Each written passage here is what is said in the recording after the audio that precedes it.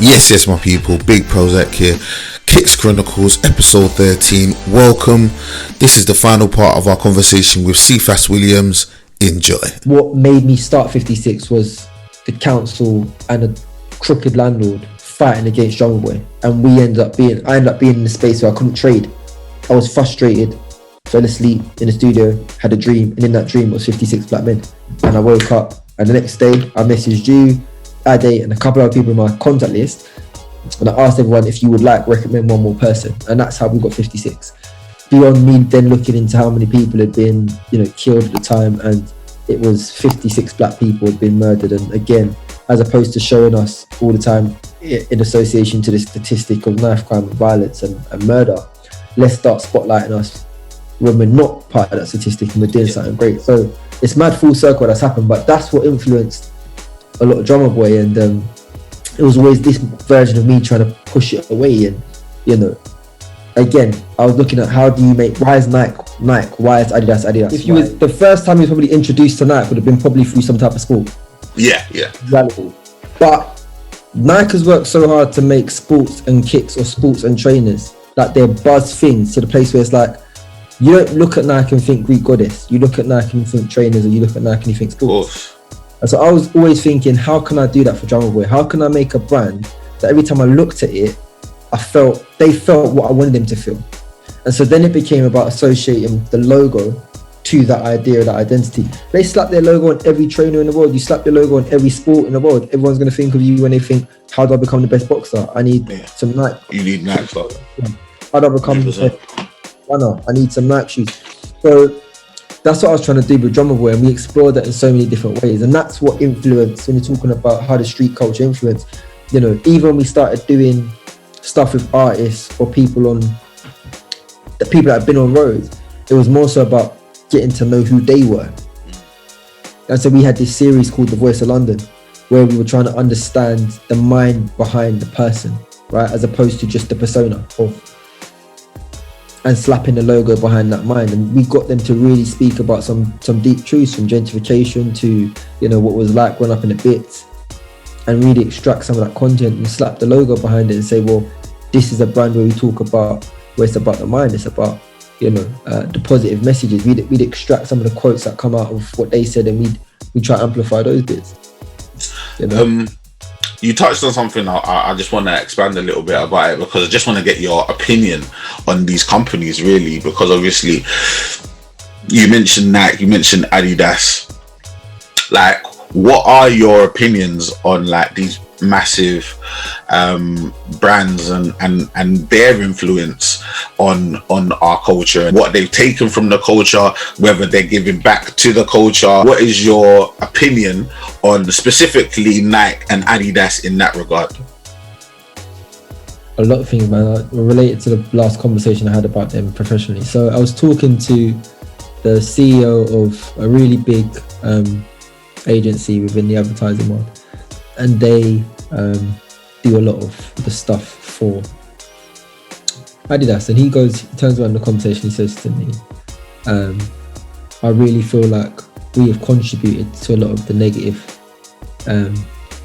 parts with regards to all of what we're now fighting for the black community. We feel that we play a part in that, and we're now trying to establish and unpick how we can work with said companies and company to really right some of those wrongs, because it is down to even just the advertising of the product, and how that's communicated, and what we have the power to communicate through that advertisement or through the power of that brand that we don't communicate, because the person making an advert is not the mother of a black boy, you know what I mean, or a black child.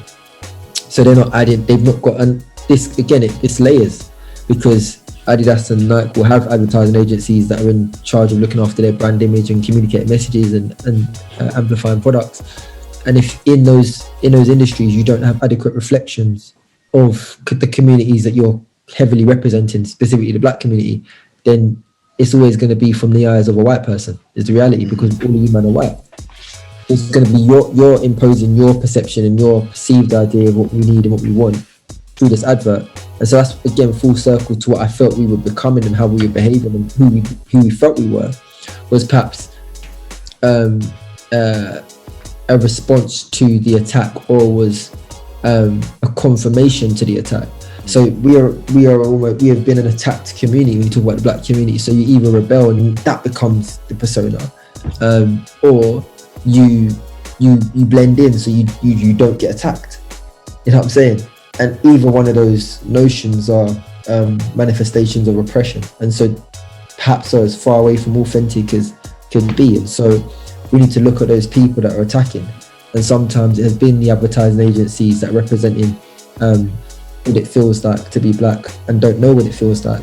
You know, it's been these big brands that are paying the advertising agencies and not putting some of that in their key pillars, in their sustainability goals. You know what I'm saying? So, you know, as a company spending money, you have a lot of power to say, well, we're not going to spend this money if there's not adequate black representation. And if there is black representation, that black representation needs to be a real depiction of the truth. And if it's a depiction of a negative truth, we need to consider how we make it more aspirational, as opposed to something that reforms and reinforces that narrative. If it is a sports person, and let's consider putting in the advert his father, who was, do you know what I mean, like a regular job, do you know what I mean? So that if that young boy is looking at that black football player, he's also seeing perhaps that black football player grow around other positive role models and black people. And I stay away from the role model word, but for some of the people that I'm communicating to now, they need to hear the word role model. But I'm also referred to as a role model. But the notion being that, you know, in that one advert could be a world of the black community that could also inform the black boy or the black girl that's listening and watching to say, actually, well, there's all these I don't just have to be a football player, or I don't just have to be a rapper. I can be something more. But very often they're only really showing the cliche roles and so much more. And the language used, is that really what black people would say? If it is what some black people say, is that what we want black people saying? Is that what we want to do? And if you don't have the mothers in the room, if you don't have the fathers in the room, if you don't have the brothers and the sisters and the daughters and the sons in the room, then you're only going to get a reality explored or explained by people who are looking on the fringe or the cusp. Exactly, they're not part of it.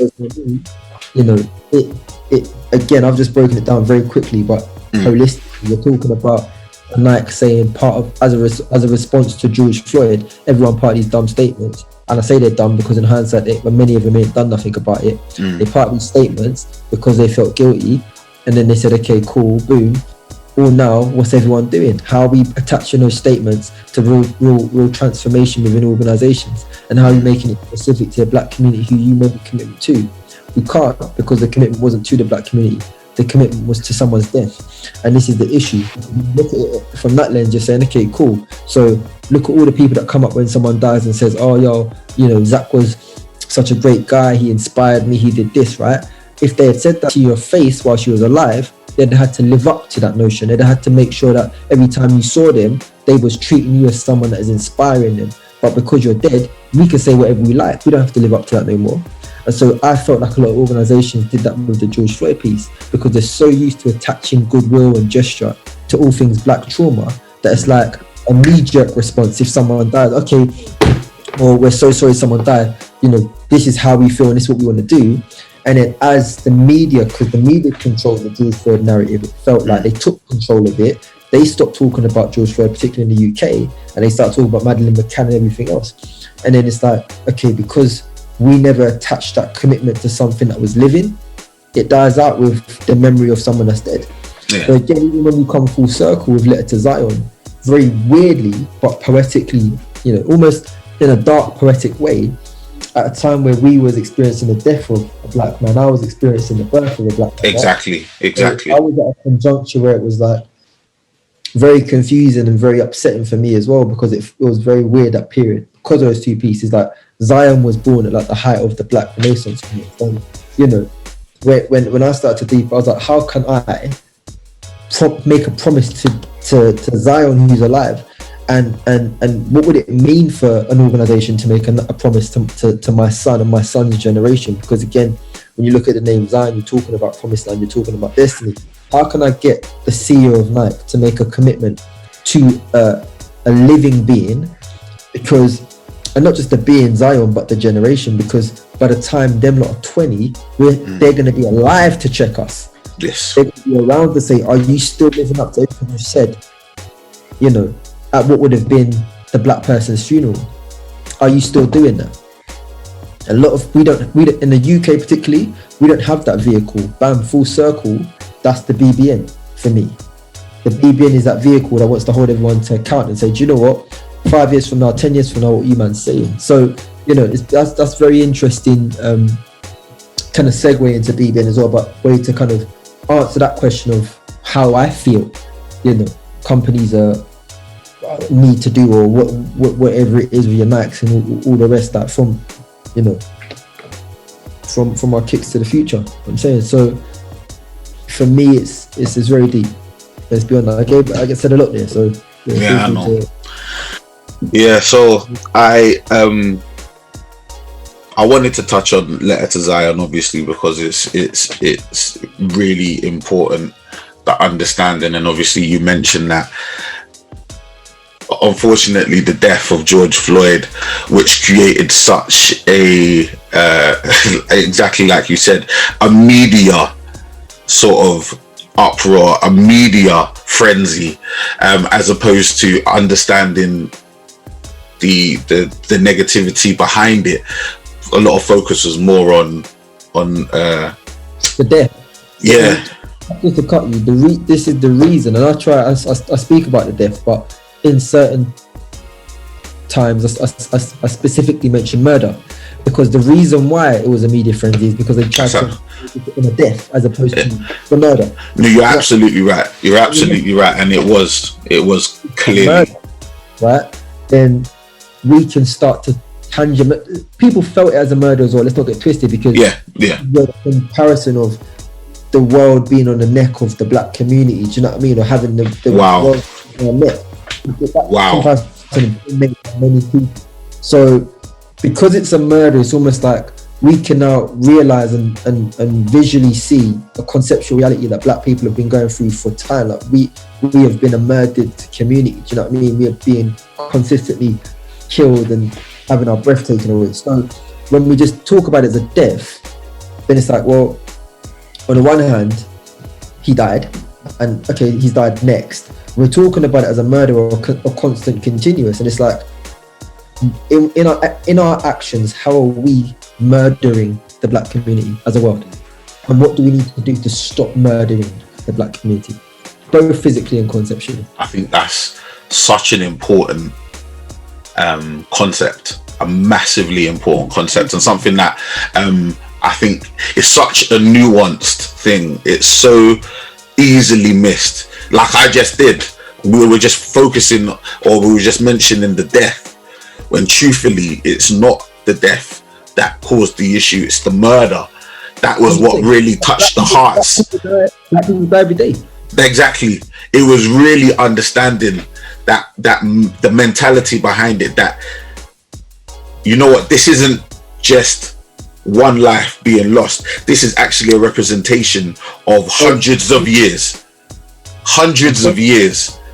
It's and when you boiled it right down, it came into that particular 4 or 5 minute scene where you see the life of someone being taken out of them with the weight, with the weight of a man on their neck, and you're thinking slavery, you're thinking slave ships, you're thinking ownership, and I'm thinking Zion.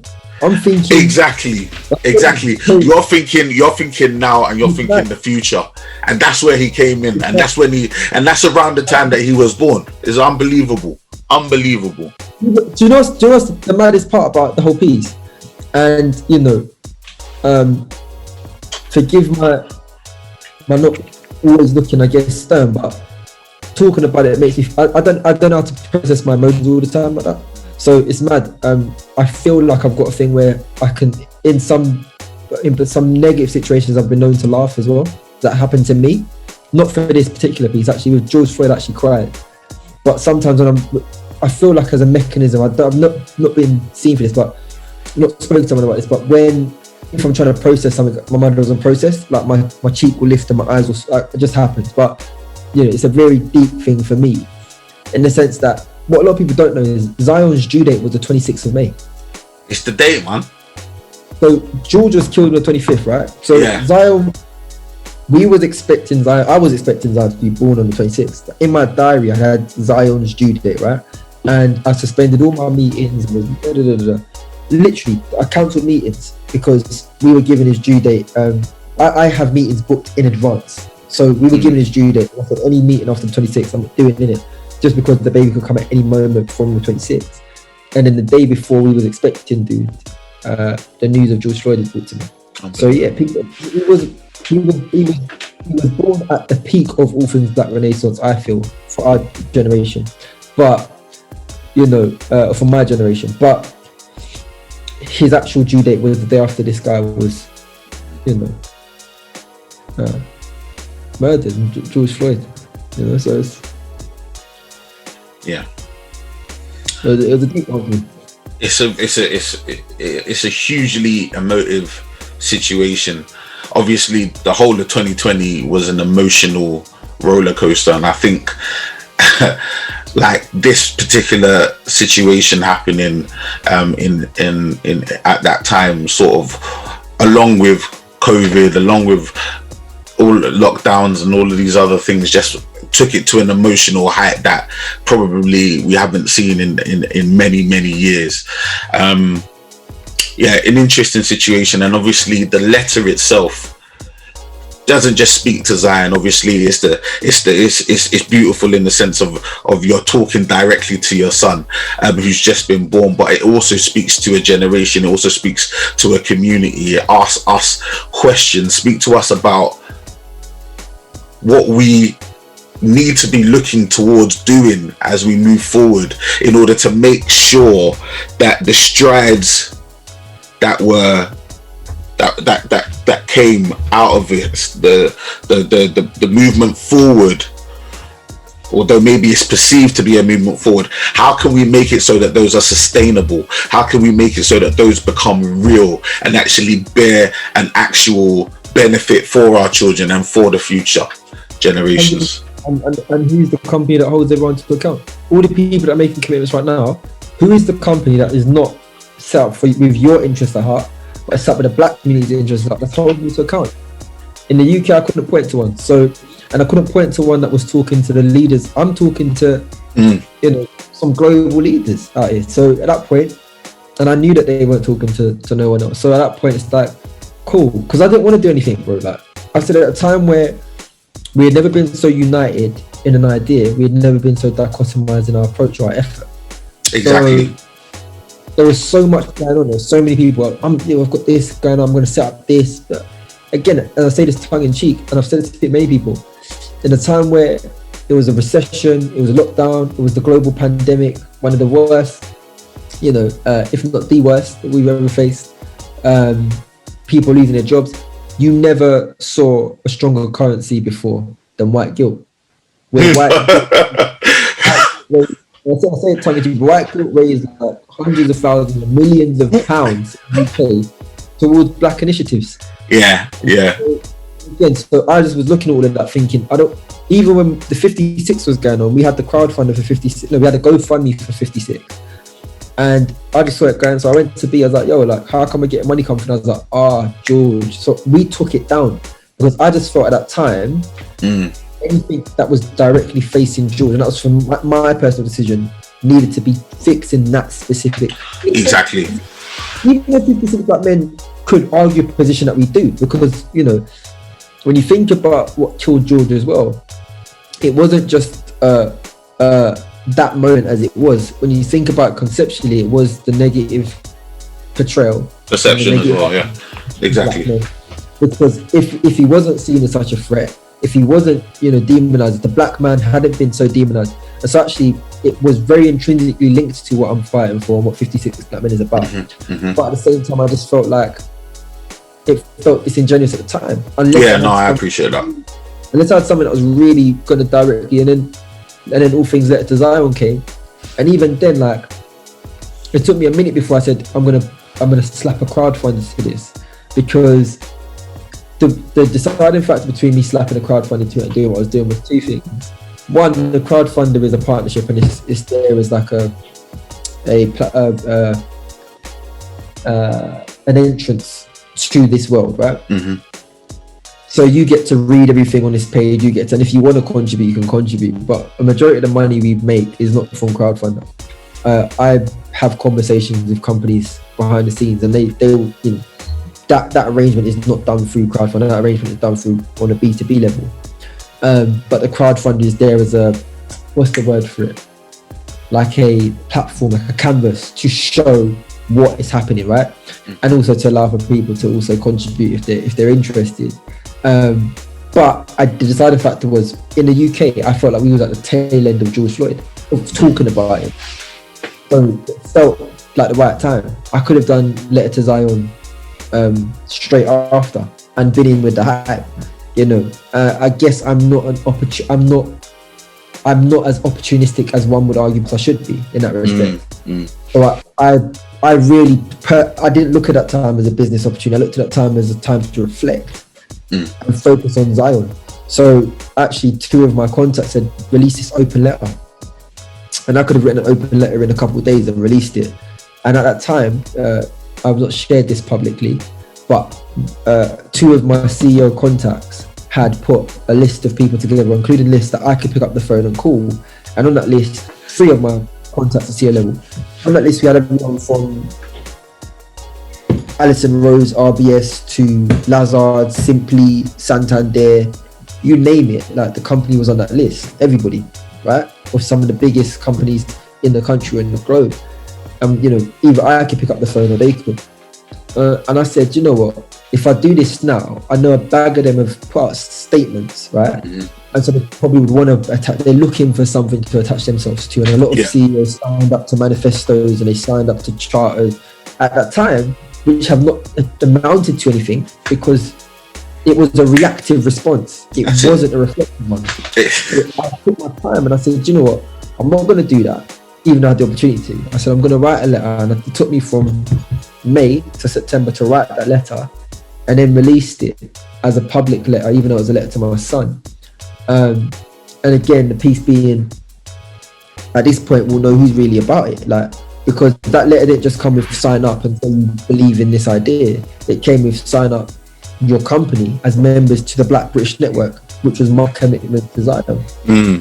This notion that the Black British Network will be the company that holds you to account and will be the company that works with you to make sure that in 20 years' time, we see the world, all roads lead back to Letter to Zion. That world I talk about, I said, I want to see a world where, right?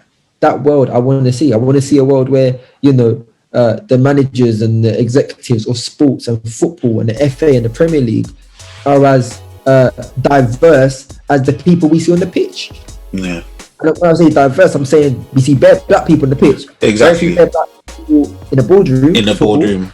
Or managing the team. It's true. It's true. Reality for all sports, and you know, the same thing goes for your Nike or your whoever. I want to see black people, and I want to see a world where we can be, you know, the CEO of the same media or music conglomerate that owns all the music. I want to see that. Well, do you know what I'm saying? And you know, all roads lead to Letter to Zion. So now we're working with those companies to try and understand. We're starting soon.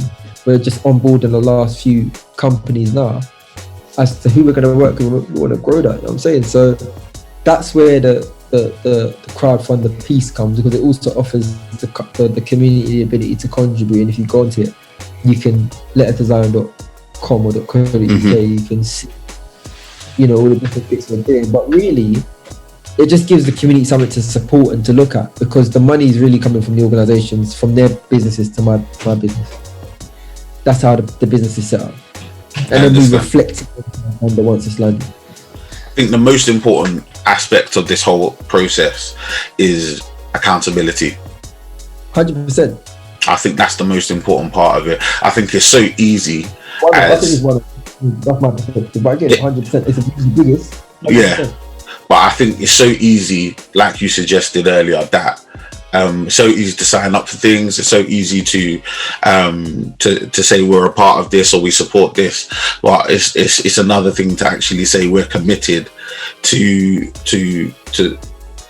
be accountable. We're giving that to you as an independent body to say, you know what, keep us accountable. We don't want to be reactionary. We want to be reflective. We don't want to just do something. That's what I was about to say, and I'll just buttress on that.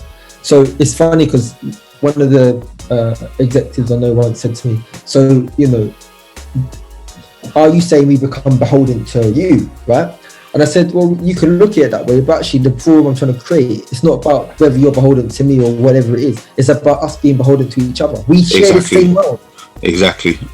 I'm saying we share this world together. So, you know, and then what I saw a lot of people doing at the time was having very reactive and siloed. So again, the philosophy wants to be, how do we make that more collective and reflective? So if we come together and we reflect over time, we can make real changes, opposed to if we keep to ourselves and say, you know, just how do we prioritize, how do we find the best black talent? That's what everyone started saying. It's like, why are we talking about the best black talent when we should be talking about building the best framework for black talent, period? Exactly. We're talking about the framework, then we can get black talent from wherever and they'll be the best. Because the framework is conducive for the growth. But the issue is, a lot of things that happen economically in corporate is pressured by what happens socially and culturally.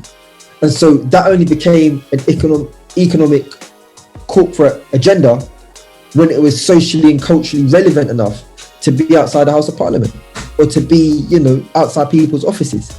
And in the time where, again, everyone was locked down, you couldn't escape the George Floyd news. That's what one of the biggest pieces was.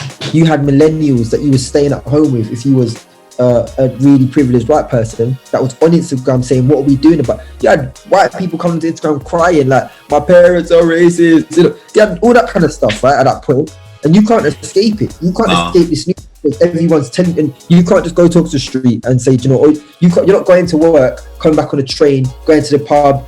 There is no distraction anymore at this point because we are in the thick of lockdown.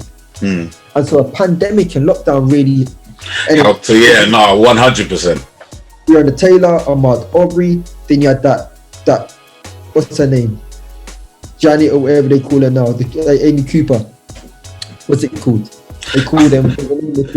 Was another Shakti Abdi, I believe. There was a lot there, bro. A lot of people have died, didn't it? But the main ones that really, for me, tipped over the George Floyd piece was when they did to Ahmaud, they did to Breonna Taylor, what they did to Ahmaud Aubrey, what they did to the black guy that was just bird watching, and white people saw real life a white lady whistle blowing and saying, "Yo, he's a black man," and it's like you know people would that do that. Bro, I was in House of Parliament and someone did that to me, a white lady, shouting like, "Yo!" Like, and the police officer's looking at me like, he said, "Don't worry." He said, she's like some proper senior person in the house, isn't it? Like you can inherit this stuff from your family. So, like, senior. So he was like, "There's nothing we can do, but that we know that you're not doing anything." And she's like, he's shouting, he's like, "Bro, like I'm stuck." And this was many years ago. If I'd recorded that piece and put it up now, that would be like 500 million hits.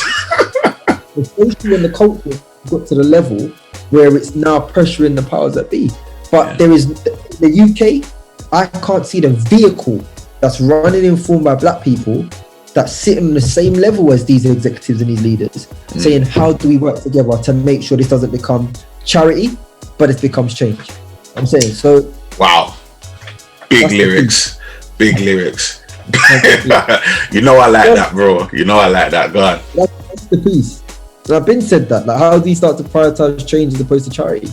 There's a lot of charitable efforts and they last for a minute. Oh, let's help poor, disadvantaged black people. I don't do that for black people.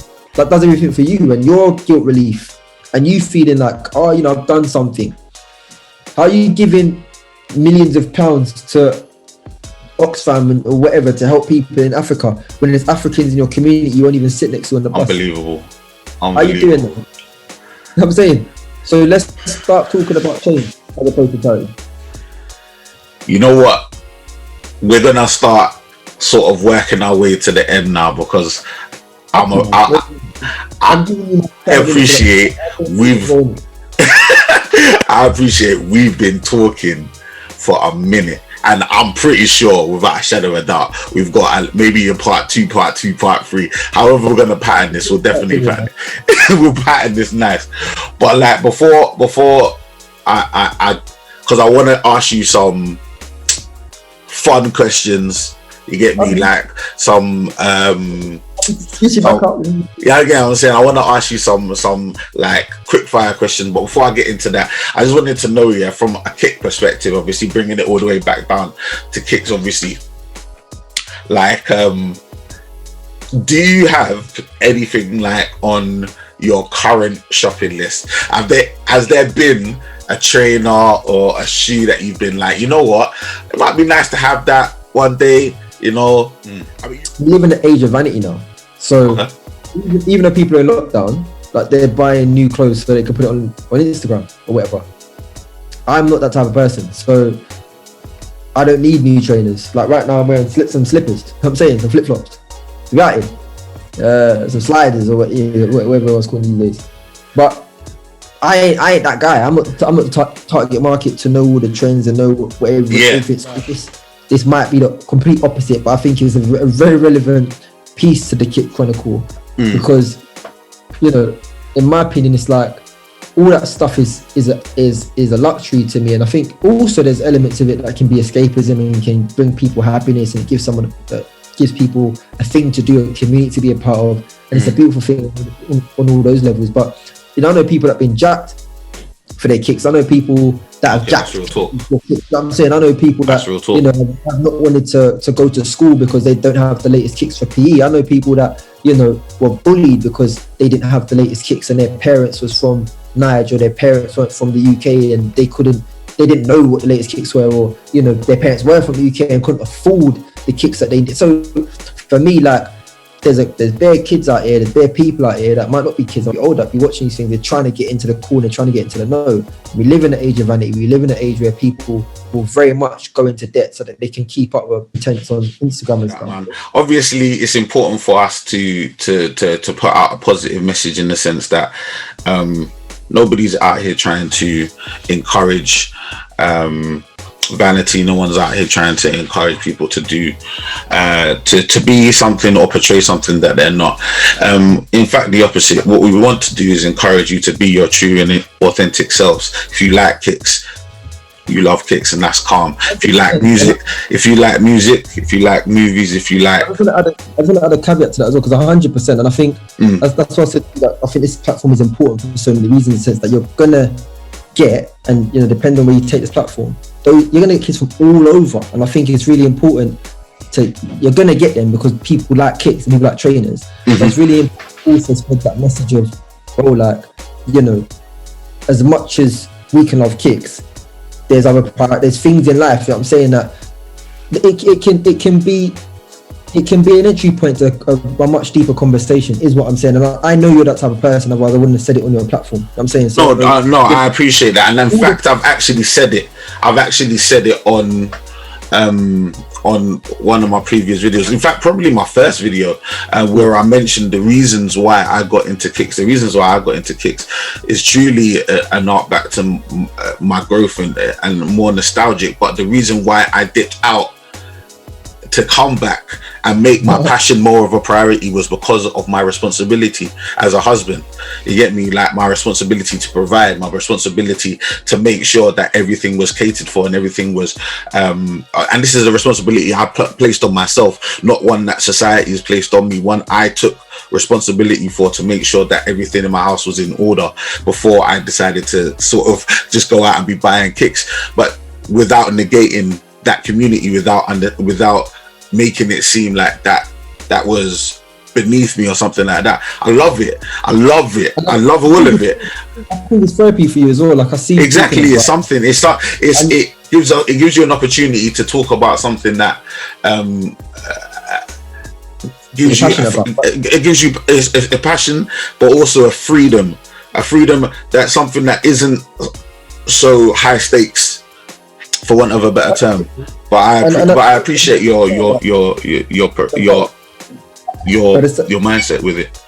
But at the same time, like, and I know you're only doing it because it's me, but you don't got to justify that to nobody in that sense. Like, this could just make you happy, and that's good enough. You know what I'm saying? And it's gonna make a lot. It's important. I think the difference between me and with all due respect, it's not necessarily a justification, more of a reiteration of the reasons why I do what I do, because I think it's important. Like, obviously in the world with social media, where the reasons why people do things are usually focused on self. You get me? They're usually vanity based. The reason why I'm doing this is my family. The reason why I'm doing this, it's almost like the reason I stepped out and now the reason I've stepped back in is the motivation of providing and helping, not only for myself, and similar to obviously what you stated in Letter to Zion, but also how can I help? How can I help? This is another opportunity, another vehicle, another avenue for potential opportunities that can open doors and help in the future. I want to be, and I wish to be, and this is something I'll project and something that I'll design, something that I'll pray over continually, to be in a position to help as many people that have helped me. You get me? I'd always want to be there. I know you for that as well, because we've had those conversations. And I guess my rebuttal to that, or my piece to that, is just at the same time, I see someone, and I could be wrong, but I see someone that's doing it just because they like to do it, and you just want to have 100%. a conversation about it. And that's fine. That's all good as well. That's all good as well. It's not the providing stuff, and I get the providing stuff. I get what you're saying, and we've had conversation, so I get that piece.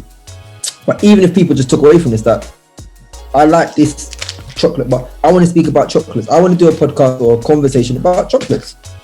If you want to tune in, and you know, sometimes it doesn't have to be as deep as that. Even though I know in your case that there is a lot that is being unlocked in you doing this. You know, I see someone that's, if you didn't like it so much, you wouldn't be on a call with me.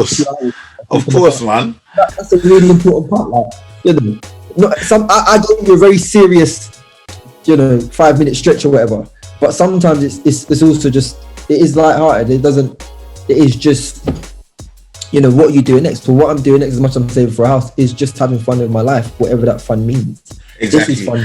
And I think it's so important in a time and a season where there's so much, unfortunately, so much negativity, difficulties with regards to us being able to move around freely, lockdowns and COVID and the fear of all of these things, and is it real? Is it not? Is it a conspiracy? Is it not? All of these things playing on our emotions and playing on our minds. Having an escape, having an opportunity to just do something that makes you feel good is never a bad thing. And with that being said, I want to ask you some quick fire questions, man. I don't think it's a conspiracy though. I was about to say that. I don't think it's going to think it's a conspiracy. No, we're not going to get into that. We're not going to get into that. I was just using it as an example, but definitely, I'm whatever. Let's do some quick fires and let's kick our way out. Like, okay, yeah. So I'm gonna ask you some quick fire questions, right? They are designed for a one-word answer. You get me? So no long thing. So I can't do what you did. I'll ask you a couple. Nah, none of that. This is my show. This is my show. My rules. Quick fire thing. You get me? Talk with your chest.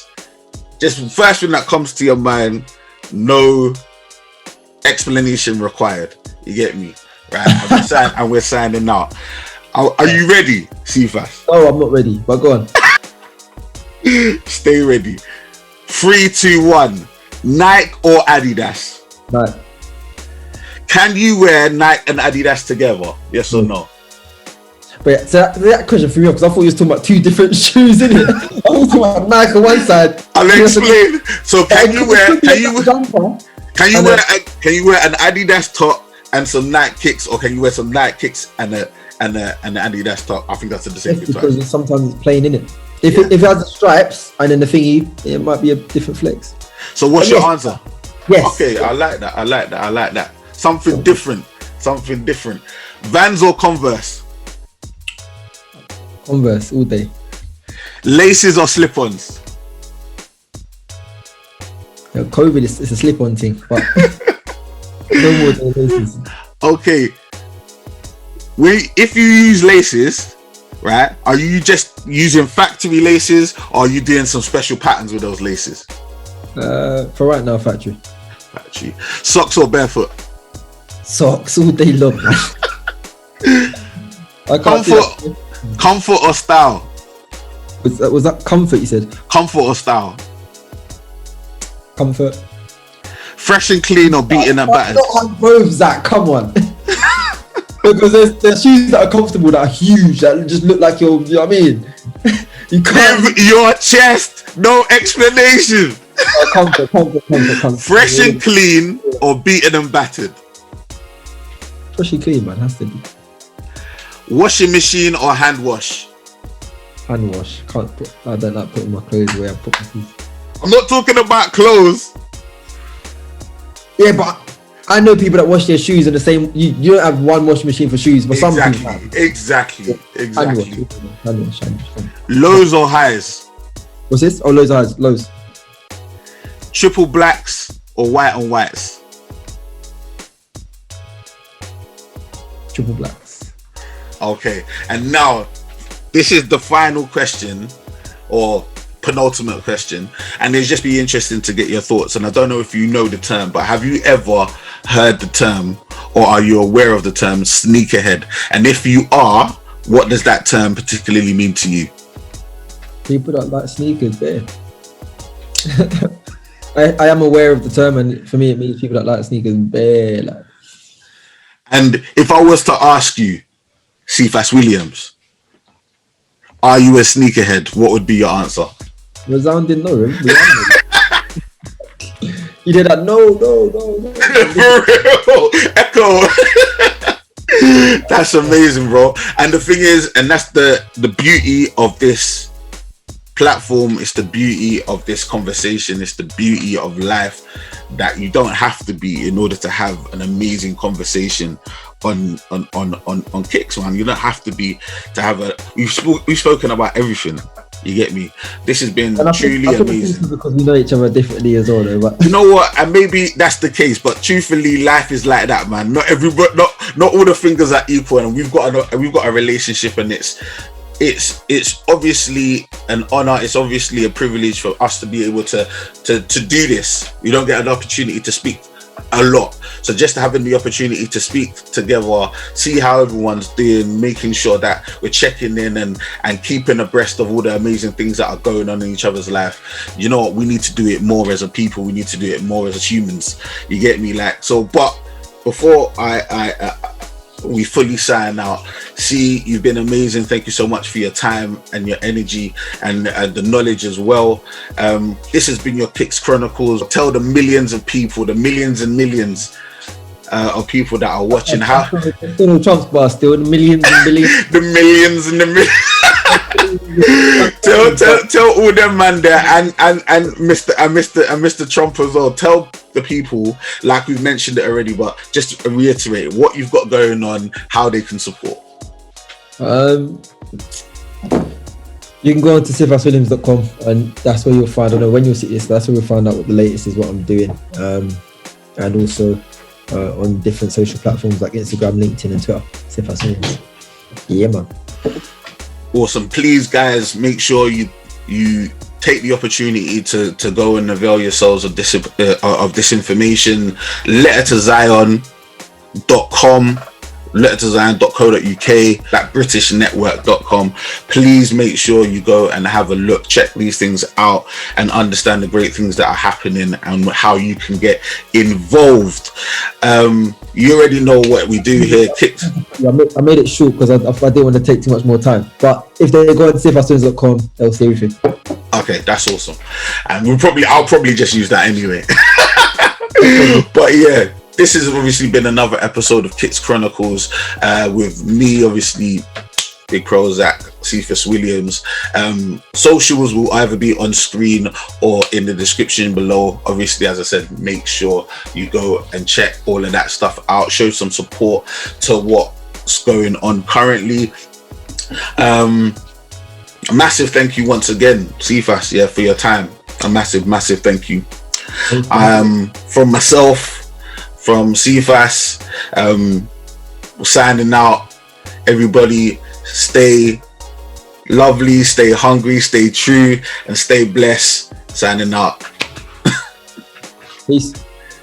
Thank you for listening to this episode of Kicks Chronicles.